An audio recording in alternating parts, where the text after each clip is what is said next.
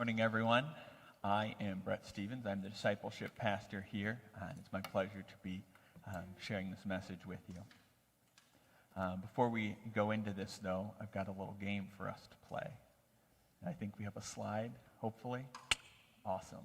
So, going back to school, we're using grades here. So, here's the way the game works. You will choose, without consulting anyone, just choose in your head either number 1 or number 2. And then you get matched with somebody else at random. And the grade you get is based on what the two of you chose. So if you get matched with somebody and you both chose 1, you both get a C. But if you get matched with somebody, you chose 1 and they chose 2, you get an A and they get a D. If you match with somebody and you both chose 2, you both get a B. So think for a minute, come up with your number. Okay, now obviously it's going to be difficult for me to match you up, so I'm just going to ask, who chose a 2? Raise your hand if 2 was the number that you picked. That's a lot more of you than I expected. That's awesome. All right, now raise your hand if 1 was the number that you picked. All right, so I have bad news. A lot of you who chose 2s ended up with Ds, probably. So the reason this game is interesting is because there's 2 ways of looking at it. All right, I suspect those of you who chose a 2 said, if all of us choose 2s, we'll just all end up kind of in the best scenario. A B is good, and we can all end up better off. And those of you who chose 1 said, there are going to be a bunch of people out there who are looking to get a B with a 2, and I could get an A if I just choose 1. Right? And those are kind of the 2 ways of thinking. Now, the other way that some of you might be thinking on 1 is you say, well, if I look at my column here on 1, in every scenario, like if I choose 1, no matter what the other person chooses, I'm in control of my fate. I am going to have a better grade. Whereas if I choose a 2, I'm relying on them to choose a 2 to have the better grade. Right? And so the reason I bring this up is because there's a lot of different ways to think about it, but it kind of boils down to 2 different really ways of thinking. One of them that says, here's what I want, like here's my goal to get the best result for myself, right?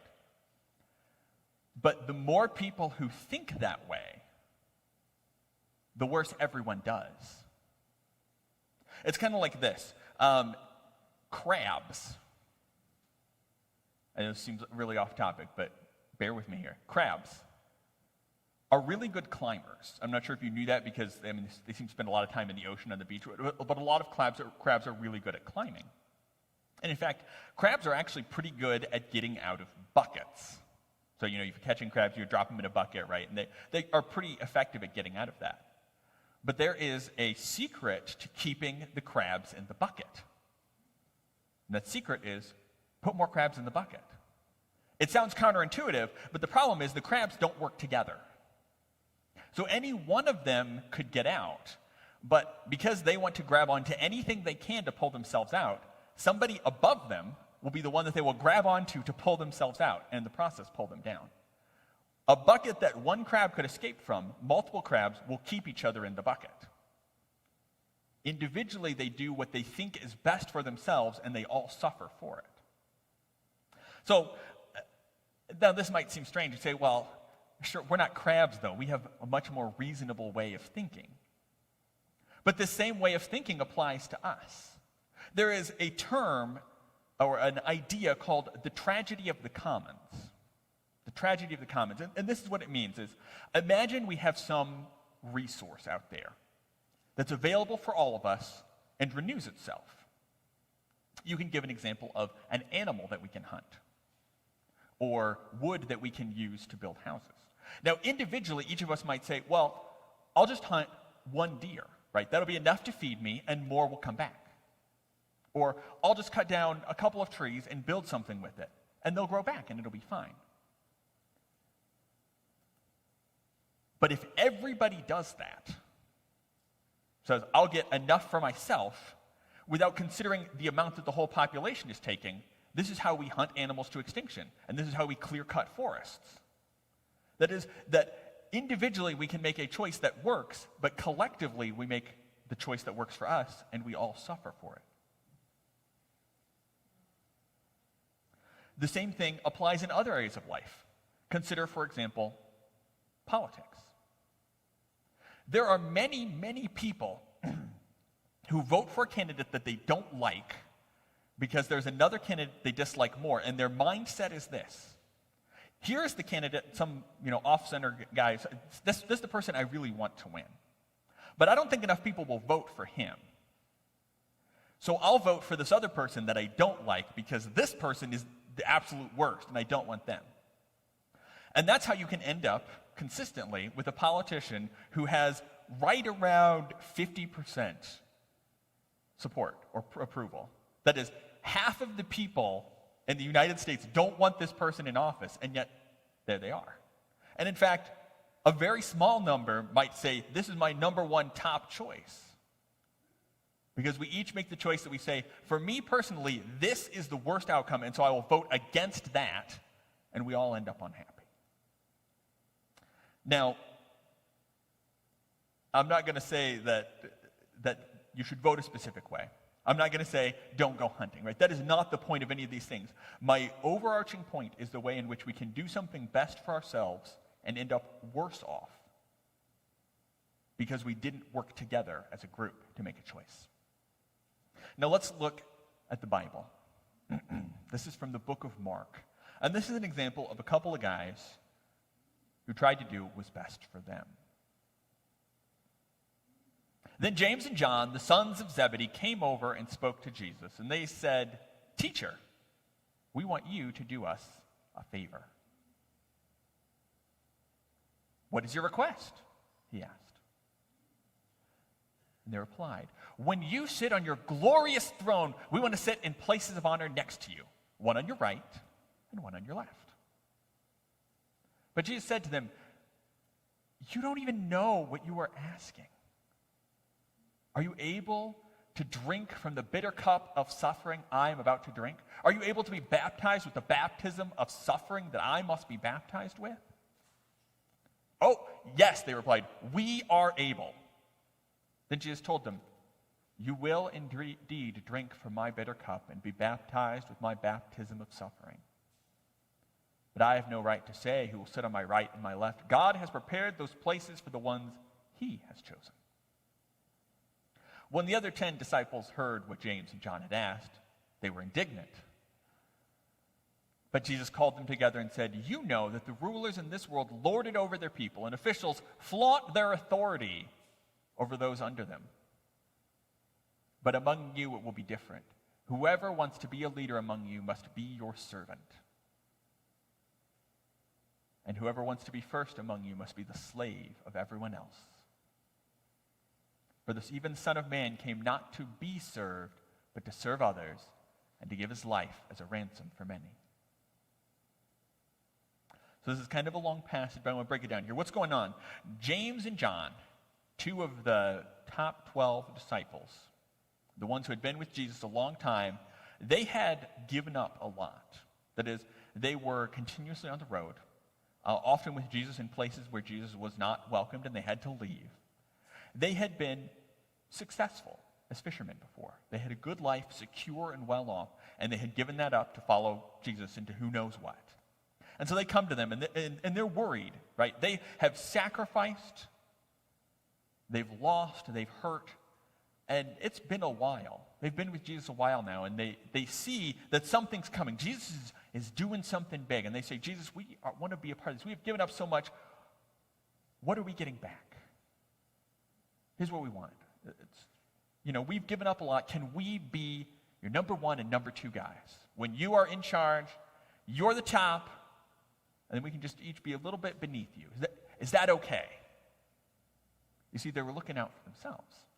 Understandably, the other 10 disciples really didn't appreciate this approach because probably they were all each individually hoping that they could be the number one or number two guy, right? That's really what upset them. It wasn't that how dare they go and ask for that. But I want that. What about me? I've given up a lot too. So they were upset. But Jesus sets a new paradigm. He says, in my kingdom, it's different. Those who are most important, those who are greatest, are the servants. He says, you're following me. You want to be like me. But I didn't come to get power and authority. I didn't come to sit on a glorious throne. I didn't come to be in charge. I came to serve. The book of Philippians puts it this way. This is Paul, who is looking back on the life of Jesus. And this is what Paul says. He looks at Jesus and he says, you people in Philippi, you need to think just like Jesus did. Jesus, who was completely God, that was his true self. He was God. And he had all the rights and all the authorities of God, but he didn't say, I'm going to hang on to this with a death grip because this is mine. It's my right. No. He let it go. He emptied himself. He humbled himself to the most lowly position. He became a slave, worse than a slave. He became a human. He was God, and he gave it all up and became a human.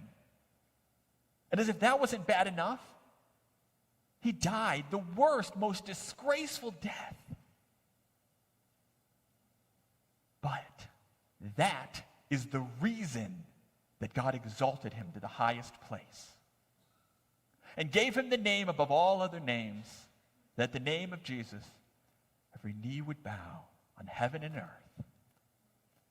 That was the reason, Paul says, because he humbled himself, because he emptied himself, because he went so low, God raised him so high. Things are different in this kingdom.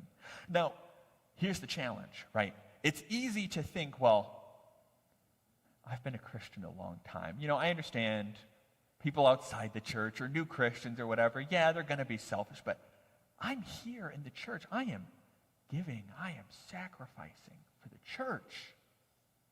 This isn't a problem for me. But listen, guys, the people we're talking about here are James and John. They were following Jesus. They'd been with him for a while. And this is the heart of why this is such an insidious problem. Because we imagine, and I hope that, I shouldn't say this, but I want you to hear my words even though they might be hard, even though they might be hurtful. The problem is we imagine evil to be something grotesque and vile, something out there that is so obvious and so potent and in your face that we'll recognize it every time. But the truth is, evil is present in all of our lives because it is so banal. It is so mundane, it is so common, it is so ordinary.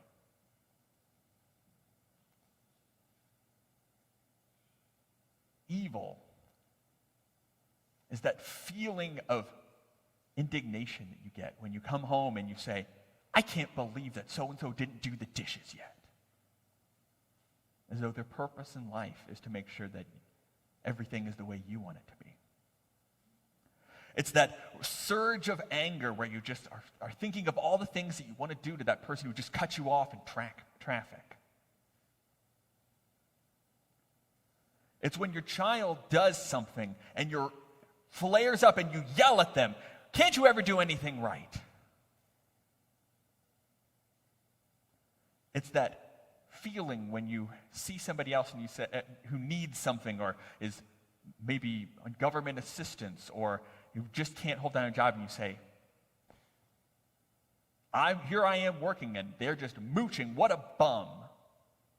As though you know what happened and what brought them to that situation in life without compassion and care for them. It's when you talk about those people who do all of these things and the bad people out there. It's when you speak about a politician that you don't care for with hurtful names as though the ideology that you agree with has so infected that person that they themselves are just terrible. Selfishness is evil. And it's present in all of us every day in these small, mundane ways. It worms its way into our life. And this was at the root of what was happening with James and John. They had followed Jesus. They had learned from him. And yet still they said, what about me? Who's going to look after me? I got to take care of myself. And so I go back to my point here at the beginning about this game that we played and about crabs. The truth is, we all suffer for it. In our efforts to get ahead, we are all clawing and pushing and pulling each other down, hurting people around us, damaging lives, damaging relationships. And that's why Jesus puts forth a better way. In his kingdom, he says, it will be different. The goal will not be to see how high you can climb. Who cares who you step on your way up? The goal will be, who can I serve? And the strange thing is, when you set about to serve each other, you are both lifted. Rather than pushing down, you all rise up together. It's a counterintuitive way of thinking. As he says, the world, the culture around us says, if you don't look out for yourself, then who will? And even in interpretations of this, when you hear somebody talk about it, inevitably the question will come up, are you saying that I should just be a doormat? But implicit in the question is the assumption that I have to look out for myself. Right? Do you see how the thinking doesn't go away? It's still there. I've got to make sure that I'm taken care of. If I serve other people, who will look out for my needs? And this is a challenge. Right? We recognize that there are people who might take advantage of this system. They might try to cheat you. But here's what's really interesting. If you look at the life of the early church, they weren't as concerned about that as you might think. In fact, here was Paul's advice. Right? So he's writing to a group of people in Corinth. And they have this problem where they're having trouble settling disputes, and so they're suing each other. And Paul's advice is this. He says, first off, surely there's someone in the church who is wise enough, bring in help to solve the problem. But if there isn't, wouldn't it be better for you to just take the loss than to drag the name of Christ through the mud like this? No talk of your rights. No talk of make sure that you're looking out for yourself. Someone's gotta. He says, listen, you're so concerned about yourself that you're disgracing Christ in front of the world. Here's the core of that mindset. How could Paul get to thinking like this? Because he believed in a God who was good. He believed in a God who would take care of him. Go back to this interaction, right? James and John are coming to Jesus and they're saying, Jesus, we can do whatever it is. We'll suffer for you. It's fine. But just give us this position of authority. And Jesus is saying, listen, guys, you are going to suffer for me. But first you must humble yourself. It's interesting. These two guys, this is where they started, but where did they end up? When persecution first broke out in Jerusalem and people began to flee all over the place, James, son of Zebedee, was killed. One of the earliest martyrs. And his brother John, church tradition tells us that for his persistence in preaching, for his refusal to worship the Roman emperor, they tried to boil him in oil, and he didn't die. And so they sent him to an island to live the rest of his days in exile.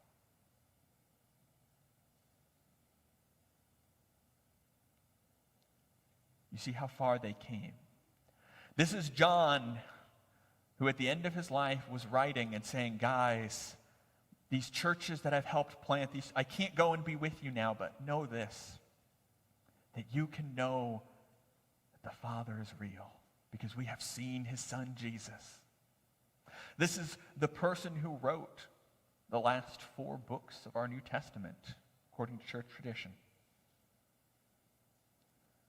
And his whole concern was for these new believers, that they would know that God was real, that they would know Jesus in the flesh, that they would worship him and follow him. That was what mattered to him. He doesn't write to them saying, guys, I'm here alone on an island. Can you send me this? Can you take care of this? Make sure that my needs are met. No, it's, are you okay? What do you need? Do you know that Jesus is real? Will you follow him no matter what? Do you see the change? And do you see how we are all lifted because we have these works still? From a man whose primary concern was to see others grow stronger. It was on the back of this mentality that the early church grew and flourished. And so, friends, I invite you to reclaim this. A way of life that says, I will lift others up. I will put others before myself because I know a God who will take care of me. I know a God who is so, so good. The worship team will come and we'll sing and worship. And I invite you in this last song to search yourself, to pray and ask God to reveal the ways in which you are giving in to selfishness, to the subtle evil that's infected your life. And if you need, the altar's open to come and pray and confess.